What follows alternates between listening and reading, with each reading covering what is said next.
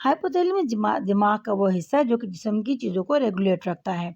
Of the brain दिमाग में above the normal point of 37 degree Celsius, यानी हमारा जो जिस्म का नॉर्मल टेम्परेचर 37 डिग्री सेल्सियस है, तो वो उससे उस पॉइंट से उसको डिस्प्लेस कर देता है। यानी आप जैसे थर्मामीटर को आप किसी गर्म चीज़ में रखो तो वो जो उसका थर्मामीटर का पारा है वो डिस्प्लेस हो जाता है, ऊपर चला जाता है, सही है। ठंडी में रखो तो नीचे आ जाता है।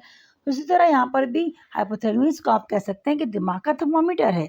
जब भी जिस्म का थर्मामीटर है, जब भी हमारे जिस्म में कोई तब्दीली आती है, सही है, तो ये जो हाइपोथैलेमस है ये क्या होता है, ये डिस्प्लेस हो जाता है, यानी कम या ज़्यादा शो करता है।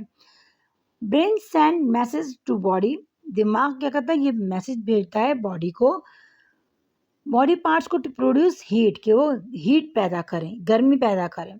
It result in the body temperature to increase, जिसकी वजह